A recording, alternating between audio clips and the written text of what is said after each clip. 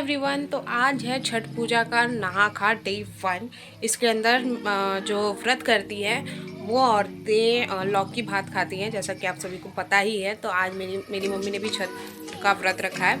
तो मेरी मम्मी का भी डे 1 है और मम्मी ऊपर खाना बना रही है अभी, क्योंकि ये खाना मतलब थोड़ा ये जो व्रत है बहुत साफ़ सफाई वाला होता है। तो मम्मी मेरे को अभी कुछ टच नहीं करने दे रही है। तो मम्मी ऊपर खाना बना रही है और लौकी भात रुको मैं दिखाती हूँ। तो ये मम्मी बना रही है लौकी की सब्ज़ी, जो कि सिंपल तेल जीरा और हल्दी नमक डाल के बनती है। और यहाँ पे मम्मी गोभी और आलू को कट कर रही है, क्योंकि यहाँ पे गोभी आलू की सब्ज़ी भी बनी है। ये मैंने पकौड़े के लिए अलग कर लिया है।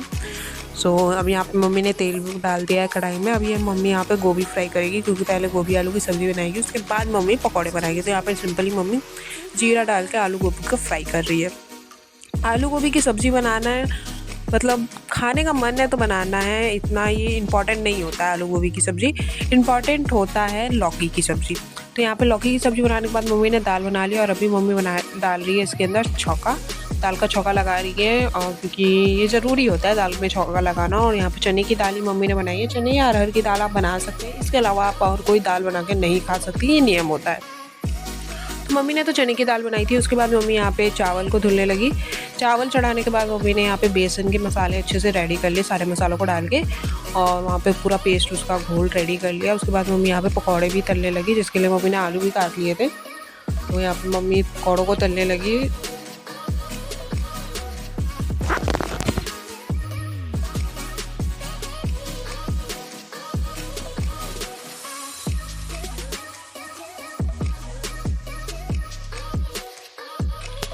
पकौड़े तलने के बाद मैंने अपना, और मेरी चाची भी व्रत कर रही है, तो उन दोनों ही जने ने अपना अपना खाना निकाला। मम्मी ने निकाल के दिया। और हाँ, इसमें दही भी खाना इम्पॉर्टेंट होता है।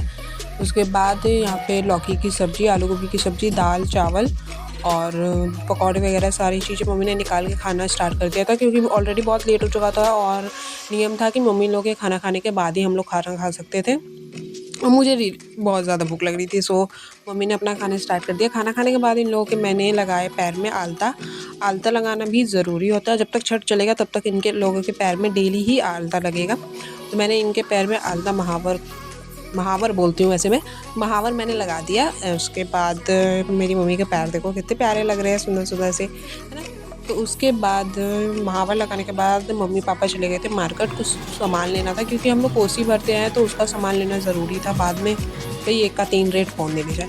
सो सारा सामान ये लोग ले आए थे। मैं इसको अरेंज कर रही थी। ये जो दिख रहा है इसको हमारे यहाँ दौरा बोलते हैं, आपके यहाँ क्या बोलते हैं मुझे नहीं मालूम है। तो मैं इन सारी चीज़ों को इसके अंदर अरेंज कर रही थी। जो कि अभी मैंने रखा वो था कोसी, और ये है हमारा क्यूट सा प्यारा सा हाथी, जिसको बहुत ही संभाल के मेरे को रखना था। तो मैंने कोसी और हाथी को रखा। बाकी जितनी भी सारी चीज़ें थी, फल वगैरह थे, इन सारी चीज़ों को मैंने अच्छी तरीके से इसमें अरेंज करा।